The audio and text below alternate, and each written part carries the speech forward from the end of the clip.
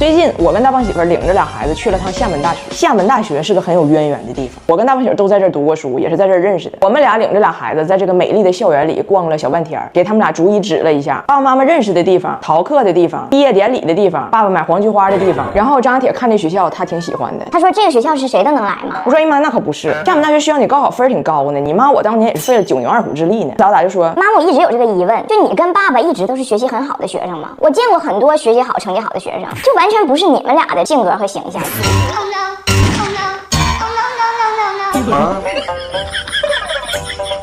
I can't imagine。然后我就开始跟早达聊了，我想说你问的好，妈妈就等着你跟我讨论关于学习这个话题呢，因为我把他带来，我也是有很多小心思的。早达最近出现一个什么问题呢？就是他的作业比以前多了，他开始出现这个不爱写作业、不爱学习这个心态。但是呢，他不直说，他装，他自己在那写作业，写2小时，你进去一看，我不知道怎么写会。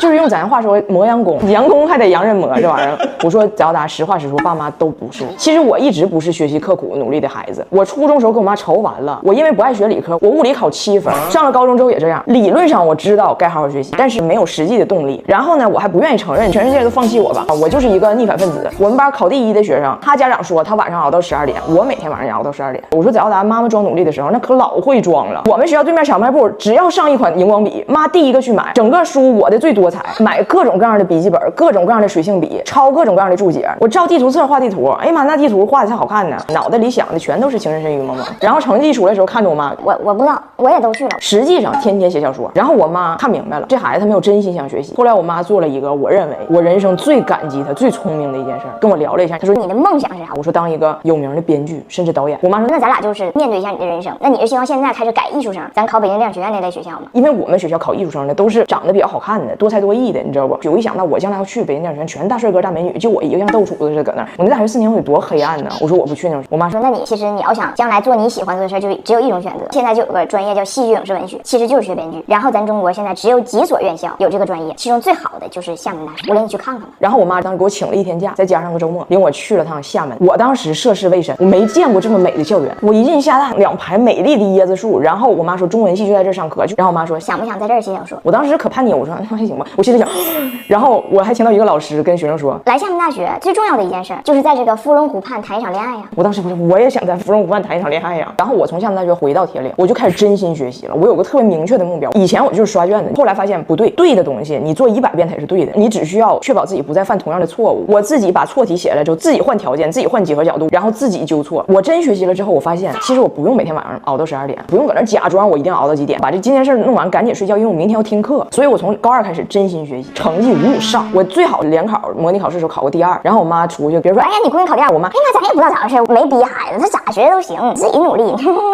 真阴招可多了。我说这是我，你爸也不是一个一直以来努力学习的孩子，因为他父母家里条件一般，他住的街区学校就很一般。其实西方是有这个问题的，你看起来大家过得还都行，但实际上像他父母这个层级的人，他孩子就不可能去一个比较不错的学校，他去的街区学校一般，孩子们都是初中开始就抽烟，就是小团体都不学习，所以他一直也意识不到学习的重要性。直到他高中的时候去了一趟他的同学家做客，那个同学是华裔，他到了那个同学家之后，他的妈妈一直在给孩子们做饭，一会儿做饺子，一会儿做排骨，一会儿做鸡，吃完了之后问你是不是甜点。那个妈妈就是无比的热情，就希望来家里做客的小朋友能够多吃。你知道亚洲文化，你得吃饱。然后大胖媳妇就当时很尴尬，因为几天前他也把这个华裔的孩子领过他家去，但他家温迪有一套明确的规则，我冰箱里的什么果汁别人不能喝，我的贵一点的奶酪客人不能切。大胖媳妇从小在这个环境里长大，他在发生的时候他觉得也很正常。当他来到这个华裔家庭之后，他就觉得有点尴尬。当然了，现在回想温迪当时他就是没有额外的钱，布莱恩又是一个非常不计划花钱的人，他得先保证自己孩子都能正常上学，能吃上有营养的饭。所以这个不是去抨击温迪，只是大胖媳妇去了别人家之后，他第一次非常客观的感受到这个华裔家庭的父母双方都有一个不错的工作，就是当然你有一个不错的收入，不用斤斤计较你的所有开销，人原来可以活得这么的洒脱。大胖媳妇当时跟我说，我当时就想，如果我将来有孩子了，我如果可以这么对待我孩子邀请来的朋友，那将是多么美好的一个世界。然后他就开始努力学习了。所以说了这么多，我要对早达说啥呢？我说早达，你不爱学习这事爸妈完全都理解，曾经也都这样。我不需要看着你晚上一个人在那儿寒窗苦读4个小时，我希望你做的所有的努力都是不加粉饰的，没有表演性的。我非常能理解现在孩子有的时候动力不足，因为他们没有感受到过实实在在的匮乏。他现在还太小，我希望尽我的所能，就像我妈当年跟我一样，帮他慢慢摸索出你将来到底想干啥，你最希望的人生理想状态是啥样的，然后你自己你怎么使劲，他那个努力我觉得才是生效的，才是有生产力的。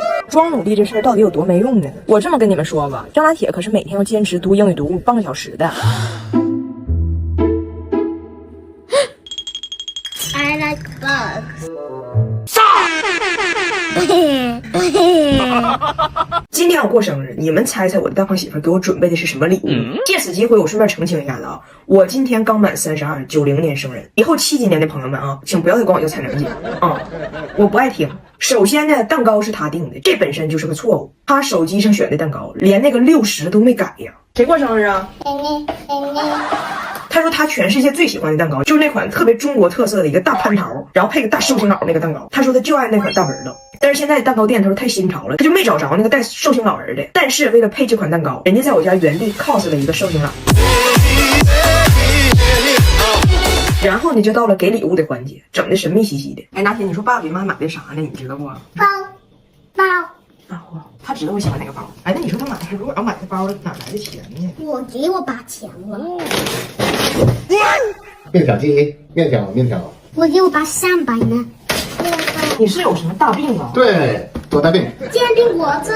当时周围一堆人给我整的这个没面。这事儿咋回事？为什么要买煎饼机呢？是这样的，就前几天北京街上都没有人，你点外卖都没有骑手接单。然后我呢，突然间就特别想吃煎饼果子，就像有人说的似的，人家摊上这个毒猪啊，可能应该叫老母猪，就都特别能吃。然后点了1个多小时也没有人接单，大胖媳妇呢就非常着急，就给人店家打电话，那个我的煎饼果子你快点送吧。人店家说我们都摊好煎饼了，但没有人接单。大胖媳妇说那怎么办呢？人说那不行的话我给你闪吧。大胖媳妇说我要什么伞呢？人家我要吃饼，你给我伞，我吃什么伞呢？然后还跟人说我的爱人就是想吃一个煎饼，然后现在谁都不送，哎呀，这让我怎么办呢？哎呀，我都绝育了。人对方说你要绝育了，你喝点粥，你这时候你吃煎饼果子干啥呀？我说你是不是又用你那个手机 APP 学汉语学窜台了呀？你是不是想说绝望啊？那怎么说个绝育呢？俩人唠的那个劈叉呀，后来拎衣服自己出去买去了，说为了我做一把男人，坚决把这个煎饼给我买回来。你穿上毛裤不穿。你等着毛裤买完了你不穿，你这毛裤全给你放闲鱼上卖了。不要。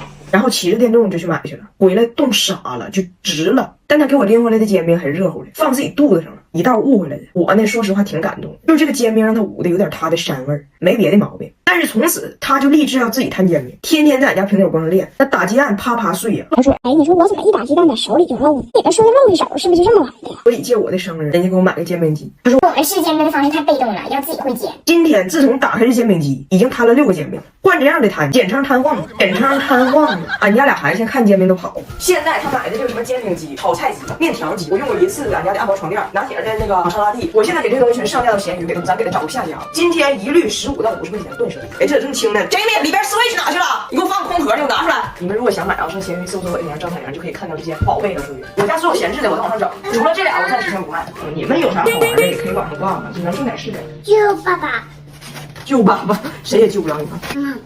妈妈。